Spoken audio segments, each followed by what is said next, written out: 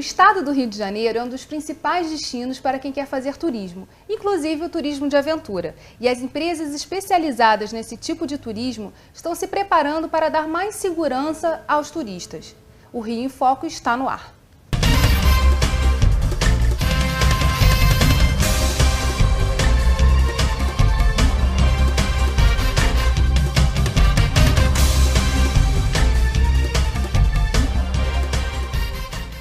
Nossos convidados são Gabriel Werneck e Marisa Freitas. E nesse primeiro bloco eu converso com o Gabriel. Gabriel, como tem sido esse trabalho de organização do setor de turismo de aventura? Bom, o processo começou principalmente com as empresas de turismo de aventura, através da associação. A gente tem uma associação que representa os operadores de turismo de aventura, se chama ABETA, Associação Brasileira de Empresas de Ecoturismo e Turismo de Aventura, em parceria com o Ministério e com o SEBRAE. Assim, a base do projeto e dessa organização do setor foi a criação de normas técnicas para a atividade. Normas técnicas da ABNT, algumas são suscetíveis à certificação pelo Inmetro e outras são normas só como referência para o mercado. Isso, para o turista, é mais segurança. E para o operador? Para os dois é mais segurança, para todo mundo, com certeza. Para o turista, ele consegue comprar um produto certificado pelo Inmetro. Ele vai ter, as empresas têm aquele logo do Inmetro, tem um selo, de qualidade, e para as empresas a gente cria um padrão de qualidade. Eu opero turismo de aventura de um jeito, um outro operador no Paraná pode operar a mesma atividade escalada, por exemplo, de outro jeito. Você não existe uma única técnica que seja única para aquela atividade. Existem algumas variações. Quando a gente cria uma norma, a gente estabelece como a própria nomenclatura dos equipamentos, os procedimentos, a gente organiza isso. Então você dá uma base mais sólida para a nossa atividade. Essa era uma demanda antiga, do setor. Bem antiga. E vocês vêm trabalhando há muito tempo em conversas, mas como é que a gente conseguiu, quando vocês realmente conseguiram estabelecer isso? Olha, por volta de 2003, 2002, 2003, os empresários começaram a se organizar através de uma lista de e-mails na internet, empresários alguns do Nordeste, de Minas, alguns do Rio de Janeiro, e a gente criou um grupo de empresários, era um grupo de discussão, e daí surgiu a ABETA, que é a Associação Brasileira de Empresas. A ABETA foi fundada em 2006, no mesmo ano a gente já começou uma relação com o Ministério, uma conversa com o Ministério, era uma demanda do Ministério, como qualificar o mercado se eu não tenho alguma entidade, alguém que represente o setor, eu não posso ir bater de porta em porta, empresa em empresa para fazer isso. Então logo que o setor se organizou, que a gente formalizou a associação, o mercado, o poder público aderiu muito bem a essa nossa proposta e a gente começou a desenvolver um trabalho para entender um pouco o setor. Então a gente fez uma série de pesquisas de mercado para saber um pouco mais do que a gente estava tratando e aí começou a criar um plano para como tornar a atividade mais segura. A principal demanda era do Ministério do Turismo, para que o setor fosse um setor mais seguro e que a gente tivesse alguma certificação, algum selo de qualidade. Ainda não se tinha formatado se seria uma norma técnica, uma lei, qual seria o instrumento que seria utilizado para a gente dar mais qualidade para o mercado. Mas que tinha que era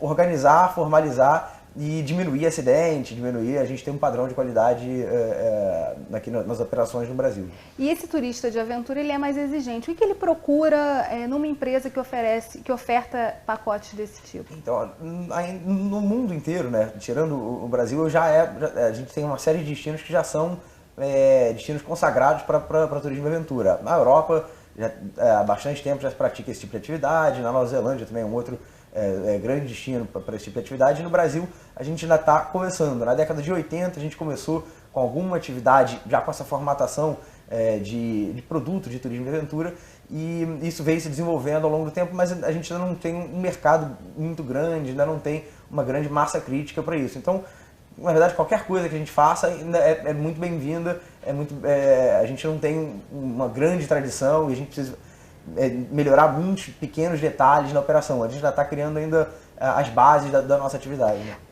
Quando a gente fala em turismo de aventura, a gente sempre pensa em floresta, em lugares longe da cidade. Mas o Rio de Janeiro é um espaço, a cidade do Rio de Janeiro é um espaço para turismo de aventura. O que tem aqui para esse turista que vem em busca de aventura? Com certeza, com certeza. Acho que a maior vocação da cidade do Rio de Janeiro é para o ecoturismo, para o turismo de aventura, para o turismo de natureza. A gente pode ver nossos principais atrativos turísticos são Pão de Açúcar, Corcovado, Praia de Copacabana, Floresta da Tijuca, Jardim Botânico. São todos atrativos naturais. Rio de Janeiro não é um destino para museus ou para outros atrativos mais culturais. O grande tem de tudo, foco, né? o foco da cidade, né? Os atrativos que a gente tem são todos, principalmente esses recursos e belezas que a gente tem. E aí isso já gera uma vocação natural para a cidade, né? Para esse tipo de atividade.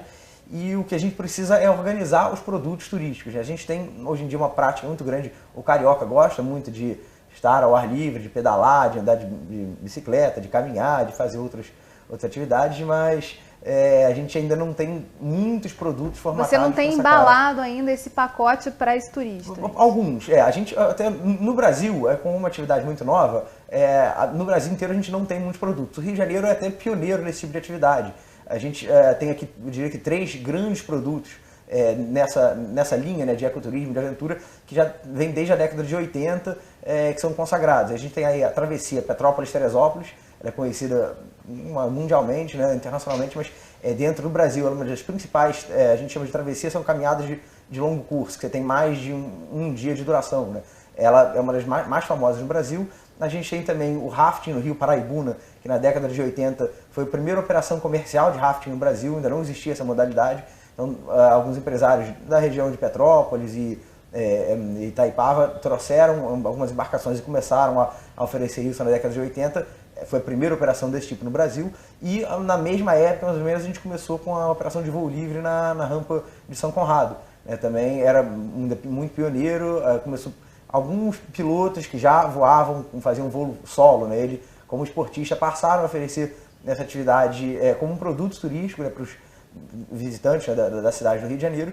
E a gente conseguiu, eu diria que na década de 70 e 80, formar esses grandes 3 produtos que foram pioneiros nessa formatação que a gente tem atualmente de turismo de aventura. Você tem uma agência de viagens responsável pela comercialização e pela organização do produto, um guia de turismo qualificado para essa atividade, equipamentos certificados, uma norma técnica. Já existia atividade de esporte de aventura e de turismo de aventura, mas ainda não com uma formatação como um produto turístico, como a gente tem em outros destinos. Aí o Rio de Janeiro se destacou na década de 80, mas de lá para cá a gente não desenvolveu grandes novos produtos, não tem, o Rio de Janeiro não conta com... Você falou de 2 na cidade e 1 na região serrana. Na região serrana. Se a gente for andar pelo estado como um todo, tem vários outros, né? 3 rios, rafting, quer dizer, tem outros produtos para serem trabalhados. Na região da Costa Verde, Ilha Grande e Paraty, na região de Búzios, Arraial do Cabo, tem bastante mergulho. A gente tem, sim, operações, hoje em dia já acontecem algumas operações no estado.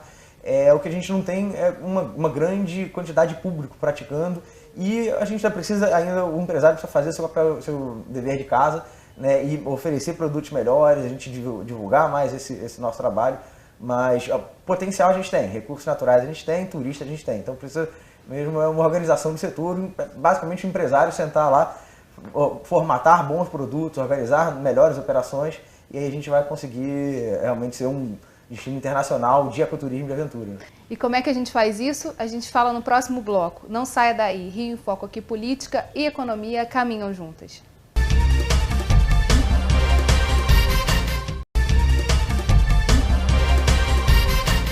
Os empresários do setor de turismo de aventura já começaram a se organizar. Falta agora estruturar essa atividade em todo o estado do Rio de Janeiro. A gente não pensar o Brasil inteiro de uma vez só.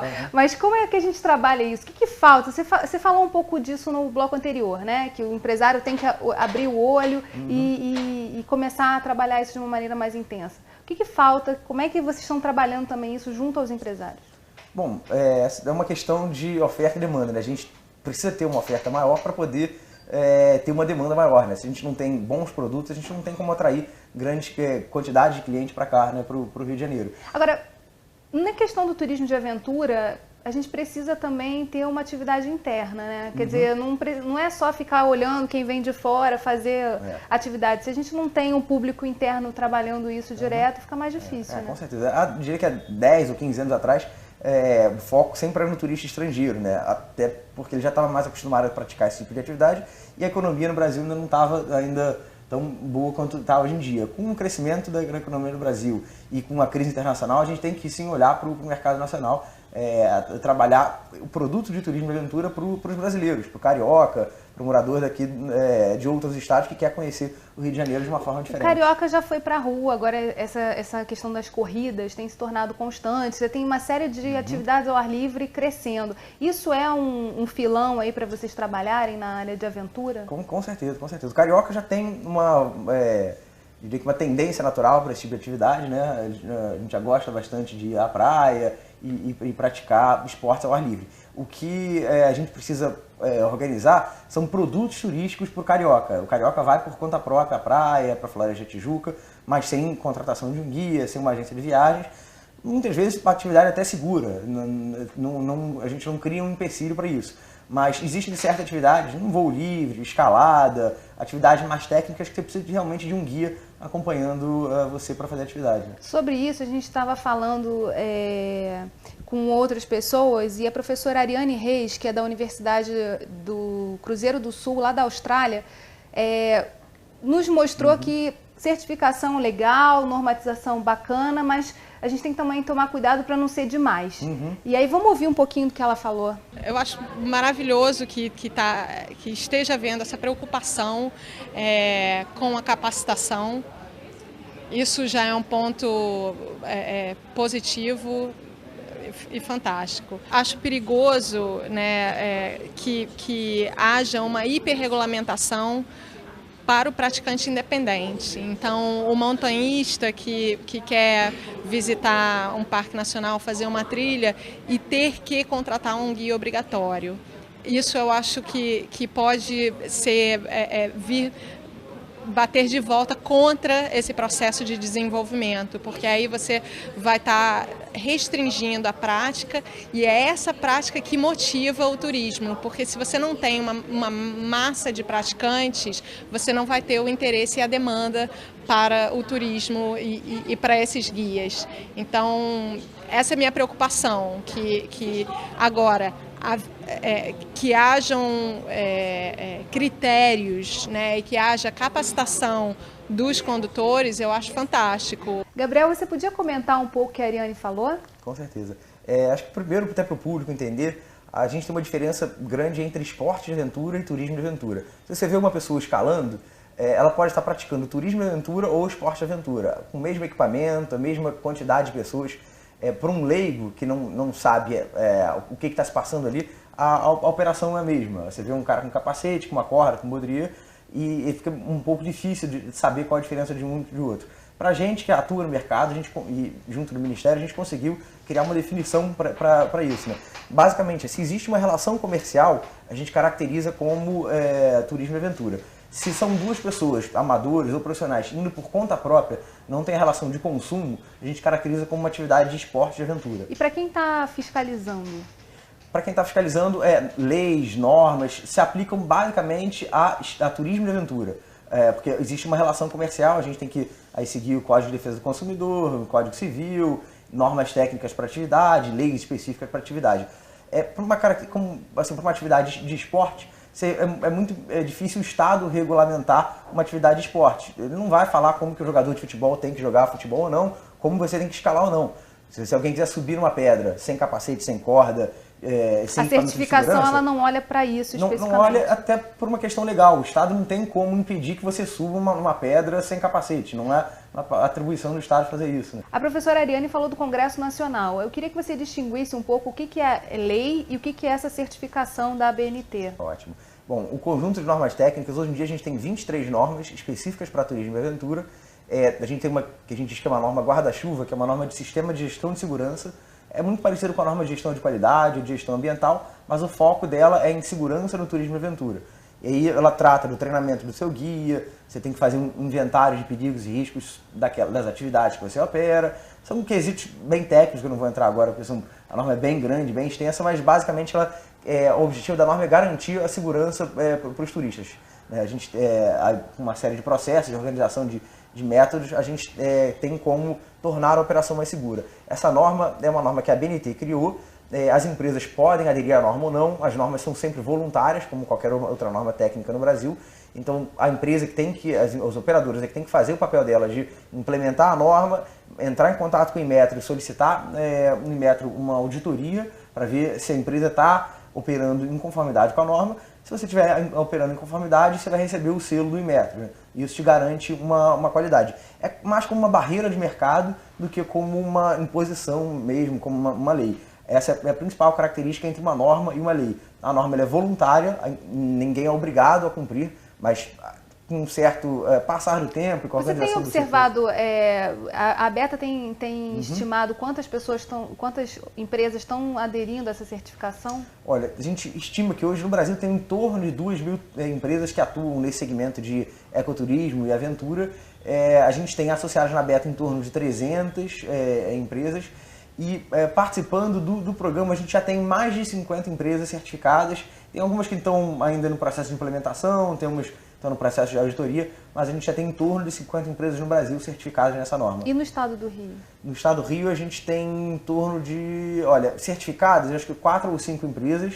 E no processo a gente está em torno de 10 empresas que estão... É um processo longo, né? Você tem que mudar a cultura, tem que passar, organizar uma série de processos que você faz de uma forma, tem que passar a documentar, organizar e fazer de outra. Então, não é uma coisa que você hoje pega a norma, comprou, ela está pronta, né? Demora, às vezes, 6 meses, 1 ano, dependendo da complexidade da operação, até 2 anos, para você poder estar em conformidade com a norma. Não é uma coisa tão simples. E o outro ponto que eu estava falando são as leis, né? A gente hoje em dia não tem nenhuma lei específica para turismo e aventura, a não ser pela Lei Geral do Turismo, que ela aborda, alguns capítulos ela aborda o turismo e aventura, mas também ela se refere muito à norma. Ela diz que as empresas elas têm que atuar em conformidade com a norma, que não significa que você tem que estar certificado, você tem que ter o selo do Inmetro, mas você tem que trabalhar em conformidade. Se a norma diz que você tem que treinar o seu guia e documentar seu treinamento, você tem que cumprir isso.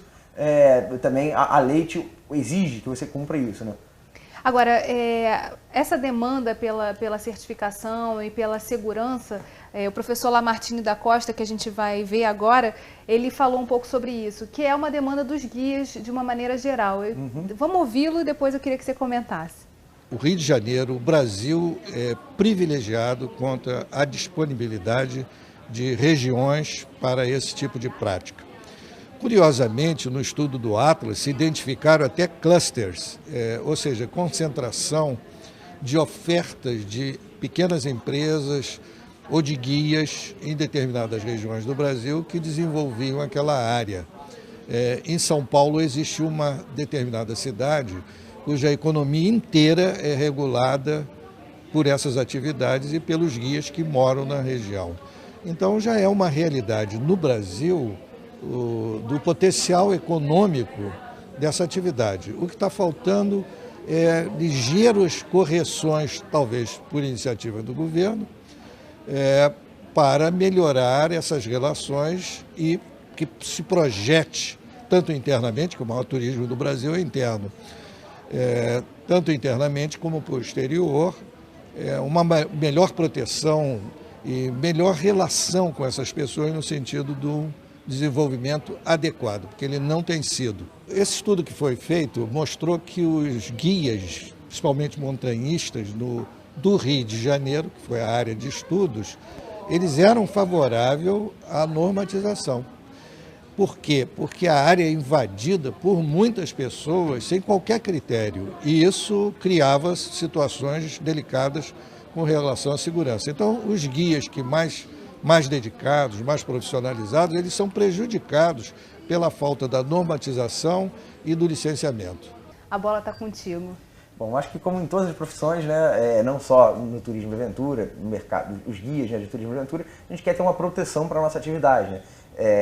A gente enfrenta esse problema, né, principalmente na nossa atividade de ecoturismo, de aventura, por não ter uma certificação, uma formalização. A gente tem aí o guia de turismo cadastrado no Ministério do Turismo, essa profissão já é regulamentada, mas o que a gente chama do condutor de turismo e aventura, a profissão não é regulamentada.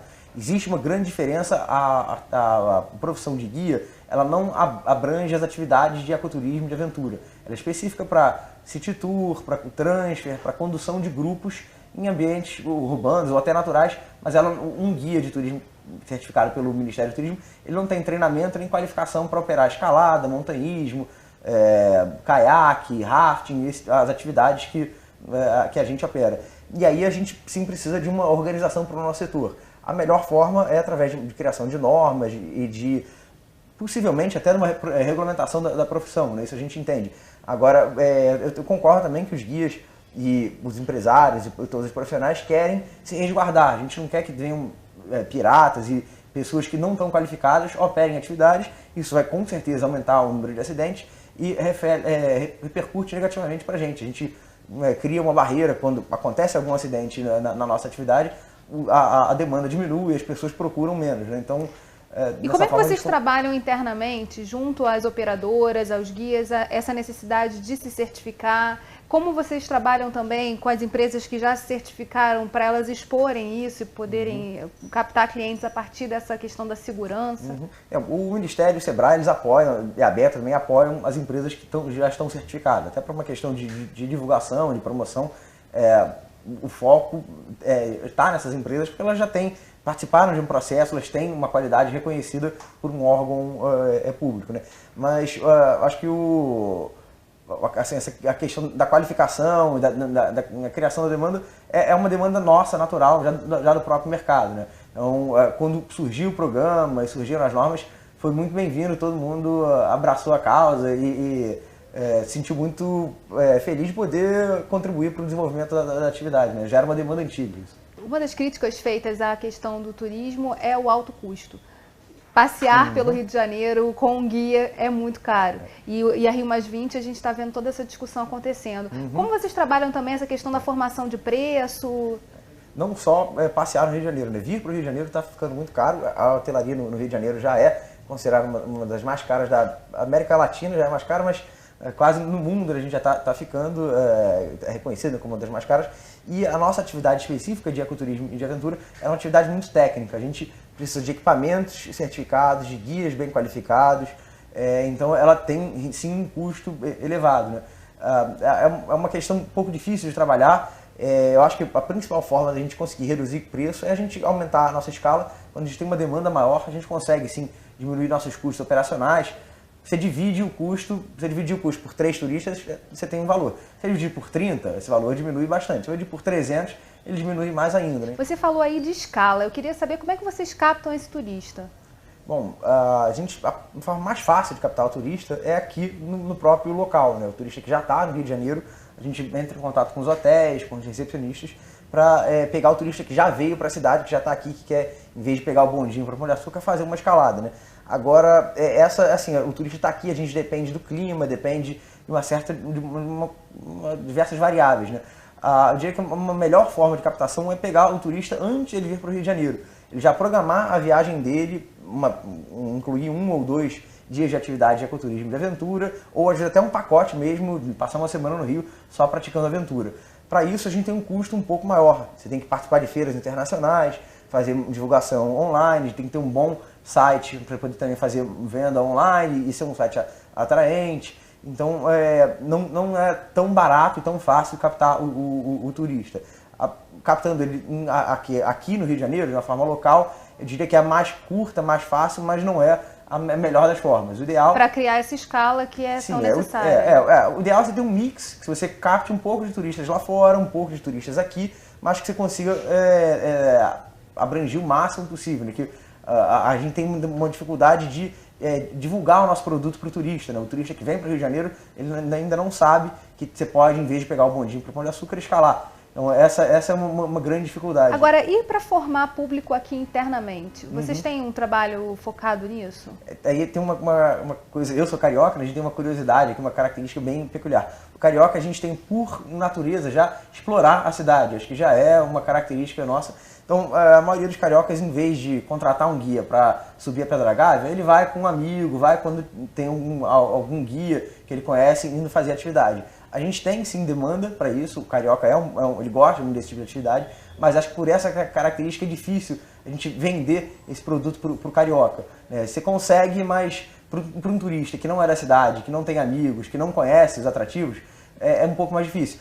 A gente vê assim, no meio da cidade a gente tem um Pão de Açúcar, uma Floresta da Tijuca, então você já faz parte do seu dia a dia passar nesses locais. Às vezes você passa muito perto da entrada de uma trilha, você tem mesmo que conhecer onde que é a trilha, como é que, se tem alguma dificuldade técnica ou não, e ter alguém para te conduzir na trilha. E como em relação ao empresário, a gente voltando aí para a gente finalizar esse bloco, a questão de formação de preço. Onde buscar informação, onde buscar capacitação para trabalhar isso? Bom, na Abeta, o site é www.abeta.com.br.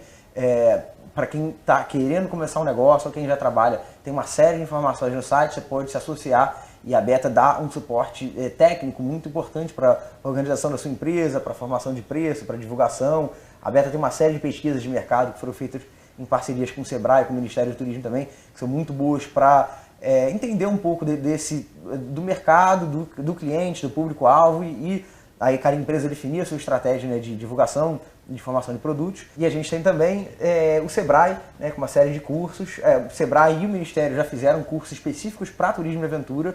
A Abeta foi uma entidade que participou desse processo, mas entrando em contato com o Sebrae, eles também podem te auxiliar na formação de preço, no desenvolvimento de um plano de negócios, na criação de um plano de marketing, né, que você vai precisar para atrair seus turistas para comprar seu produto. Obrigada, Gabriel. E no próximo bloco a gente vai conversar com o Sebrae. Não sai daí. Rio em Foco aqui, política e economia caminham juntas.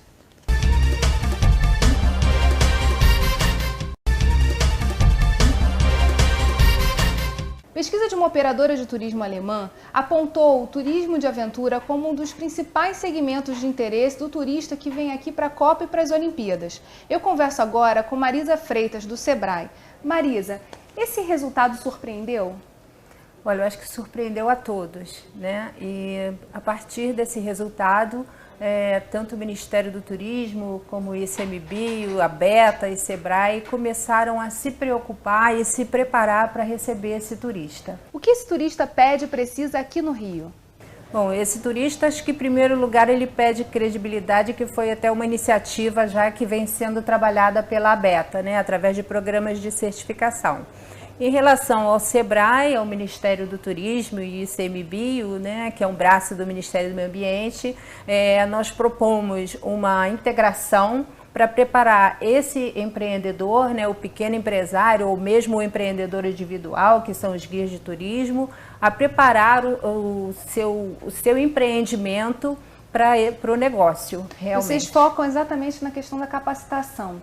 Sim. Há um interesse, quer dizer, cresceu durante esse período em que vocês estão focando no turismo de aventura, o interesse dos operadores para olhar melhor para isso, para pensar em pacotes para esse turista? Sem dúvida, hoje nós temos roteiros trabalhados com o elo da cadeia do turismo, né? Inclusive, essa proposta gerou um projeto de parceria que é um projeto que vai trabalhar o fomento nas unidades de conservação, que vai ser inclusive discutido na Rio+20, onde o Parque Nacional vira um equipamento de atrativo, onde se trabalha os segmentos, né, do ecoturismo, do turismo da natureza, e nós vamos trabalhar os guias e a cadeia do entorno na parte de gestão, de marketing, como ele vai trabalhar essa questão administrativa da empresa dele, junto com as propostas também da Abeta, de certificação e nesse trabalho, o Rio de Janeiro tem um destaque, né? O Parque da Serra dos Órgãos está nesse projeto. Foram eleitos 5 parques piloto, né, que vai gerar um estudo de caso a ser implementado nos demais parques nacionais do Brasil. No caso agora do Rio de Janeiro, é o Parque da Serra dos Órgãos que estamos trabalhando, e nós vamos terminar agora essa primeira etapa do projeto. Você falou que é feito todo um trabalho com o entorno, circuito gastronômico, exatamente, os hotéis. Como foi feita a mobilização desses setores que complementam o turismo de aventura? Então, o Sebrae, pela sua capilaridade, né, nos municípios, já tem um banco de dados desses clientes, onde a gente disponibilizou esses clientes que estão no entorno, né, que são 2 entradas do parque, Teresópolis e Petrópolis. Fizemos a mobilização, junto também com o governo do estado, para eles conhecerem a proposta do projeto e aderirem também à participação. E como foi a adesão? Foi ótimo, surpreendente. Muitos não conheciam o trabalho do parque, então o parque se apresentou a esses empresários, os empresários se apresentaram ao parque, né? Foi um trabalho muito interessante. E muitos nem conheciam o que era um plano de manejo, como é que o parque poderia ser um grande equipamento para o turismo e para gerar realmente receita para essas empresas, fazendo com que o turista permaneça inclusive mais tempo na cidade por ser um equipamento com muitos atrativos. Marisa, e quantas pessoas estão mobilizadas hoje no entorno desse projeto do Parque da Serra dos Órgãos? Olha, hoje nós temos empreendedores individuais que trabalham com a feirinha de Teresópolis, que estão desenvolvendo produtos que identifiquem o parque nos seus produtos de venda na feirinha. Temos os guias, temos todo o setor de gastronomia, hotelaria, transporte e as agências de receptivo. Ao todo, hoje, tem 22 empreendimentos. É um número pequeno, mas bastante expressivo ao que se propõe, porque a gente faz consultorias individuais nas empresas para que eles aprimorem seus produtos e a gente cria uma identidade dessas empresas com o parque. E quem chega lá hoje em Teresópolis, que setor procura, que órgão procura para poder saber como é que eu faço, como é que eu me integro, como é que eu posso fazer esse passeio? Então, além do mapa, que é um produto de entrega do projeto, onde vai ter um mapa do parque com as empresas integrantes. Nós criamos uma identidade do parque com as empresas, que é um selo de certificação de que aquela empresa está envolvida no projeto. As empresas as que não estavam no Cadastur tiveram que se cadastrar, né? Então, criou-se um banco de dados dessa empresa. Isso tudo são os produtos que nós vamos entregar aos empresários para benefício, né, de mercado para eles. No término agora dessa primeira etapa do projeto. São 22 empresas que estão contempladas nesse momento. E o que está previsto para as próximas etapas? As próximas etapas é mercado mesmo, né? A gente está elaborando um roteiro e criando justamente, como você disse no início, né, sobre o programa de roteiro e pacotes para oferecer ao turista nacional e internacional. Alguns trabalhos que a gente fez aqui no fórum tentaram mapear perfis dos municípios para turismo, apontaram uma inexistência de articulação entre os próprios municípios para criar roteiros. Esse tipo de ação no Parque da Serra dos Órgãos, você falou aí de 2 municípios, Petrópolis e Teresópolis, ajuda nesse processo de envolver os municípios para que eles pensem que eles estão muito próximos e eles podem ser um atrativo por conta disso? Sem dúvida, mesmo porque já existem outros projetos, né, que o Sebrae atua também, que são os projetos da Serra Verde Imperial, onde estão contemplados 5 municípios e já existem roteiros integrados e que também vão se integrar nesse projeto, com certeza.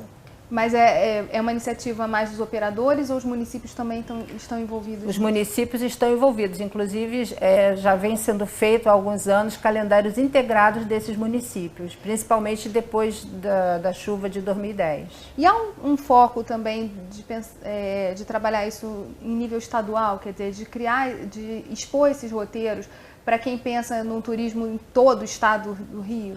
Sim, com certeza. Inclusive, nós temos uma transportadora que é conhecida de todos, a Giptour, que já atua com turistas no Parque Nacional de Tijuca, se interessou pelo projeto. Então, a ideia, na realidade, é que depois do trabalho em demais parques, a gente faça um roteiro integrado em todo o estado. E como é que está o Rio de Janeiro em comparação a outros estados nesse desenvolvimento do turismo de aventura? É de fato um segmento que daqui a algum tempo a gente vai ver exposto e como modelo para outros estados? Olha, eu sei que Minas tem um bom trabalho em relação ao turismo de aventura e aqui no Rio eu acho que a gente é meio tímido ainda, até por conta mesmo da questão da praia, né, que é realmente um grande atrativo. E o próprio carioca, né, ele prefere ir à praia às vezes do que fazer um passeio na floresta, nas peneiras, embora isso hoje realmente esteja mudando realmente dentro da cultura de passeio e do próprio carioca, e além também dos turistas hoje, por essa questão da biodiversidade, sustentabilidade que vem se discutindo, né, nos últimos anos. Eu acho que essa visão está mudando também em relação ao próprio comportamento do turista. Quais as demandas do operador de quem trabalha diretamente com turismo na questão da capacitação, ainda é, na sua visão, uma demanda inicial, aquela de formar processo, de se qualificar, de se formalizar, ou vocês já estão avançados também na formação de pacotes, um trabalho mais focado em marketing? Existe um trabalho focado em marketing, mas existe um trabalho também que a gente já vinha fazendo há algum tempo também em parceria, né, com outra associação, que é a BAV, que é um programa voltado também para essa questão da gestão das operadoras e das agências de viagem, principalmente as agências pequenas, né, que com a globalização, né, com toda essa proposta tecnológica, as operadoras tiveram como pegar mais rápido essa questão das grandes pacotes, né, internacionais, com parcerias com as aviações, enfim. Então, existe já um programa também em relação à questão das agências e operadoras de viagem, que é oferecido também pelo Ministério do Turismo, a BAV, em parceria com o SEBRAE, nessa questão da gestão, plano de marketing, né, de se posicionar no mercado. É porque a tendência tem sido a fusão, né, dos eu grandes acho operadores. eu acho que um dos grandes benefícios da globalização foi os empreendimentos e o próprio poder público, né, o setor privado, vê que hoje ninguém faz mais nada sozinho. Né? Hoje em dia é preciso tudo criar uma parceria e juntos realmente a gente alcançar bons resultados. Você deve estar se perguntando aí, tá bom, mas como é que eu faço para acessar todos esses cursos? A gente fala sobre isso no próximo bloco. Não saia daí. Rio em Foco aqui, política e economia caminham juntas.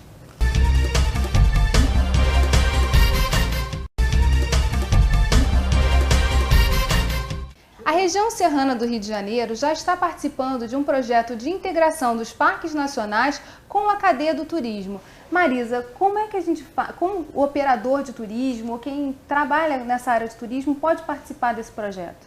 Bom, maiores informações sobre o projeto, de como se formalizar ou de como trabalhar a gestão, melhorar a gestão da sua empresa, do seu negócio, para o mercado, pode procurar o 0800 570 0800 do SEBRAE, que lá as pessoas terão informação sobre todo o processo de participação e de capacitação também. Os postos de atendimento do SEBRAE lá de Teresópolis, Petrópolis também dão também tem essa informação, tanto no Rio de Janeiro, como no município de Petrópolis e Teresópolis também.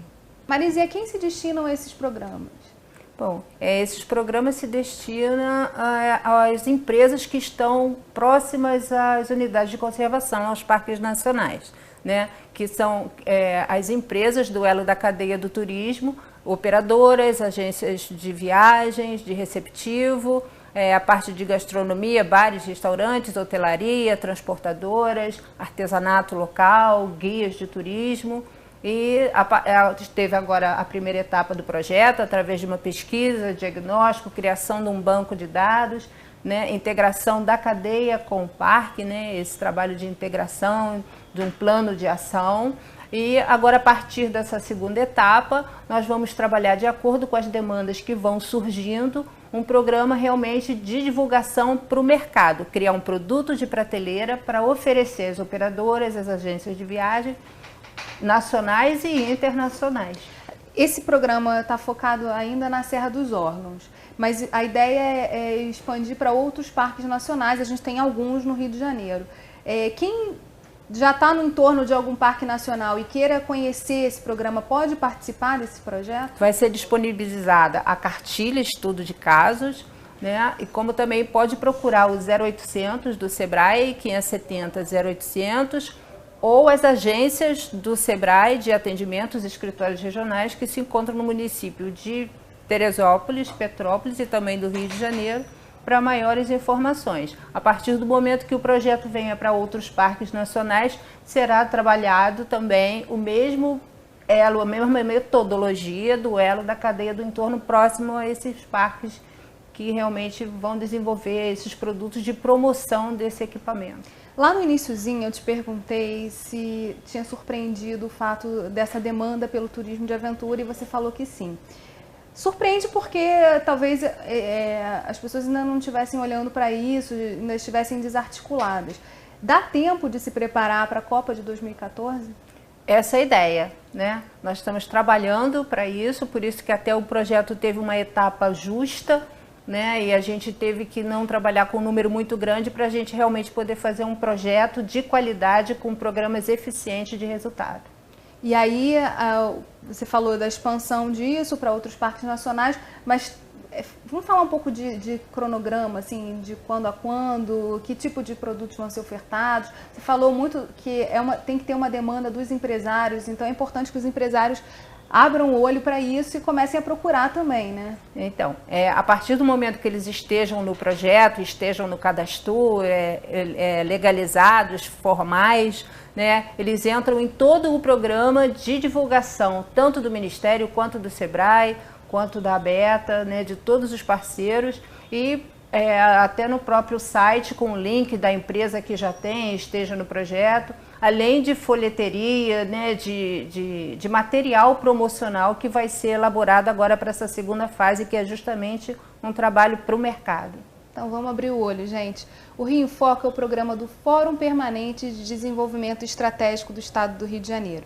Para acompanhar os nossos debates, acesse a nossa página na internet ou as nossas redes sociais. Você também pode assistir esse programa no site www.rioemfoco.rj.gov.br e pelo www.tvalerj.tv.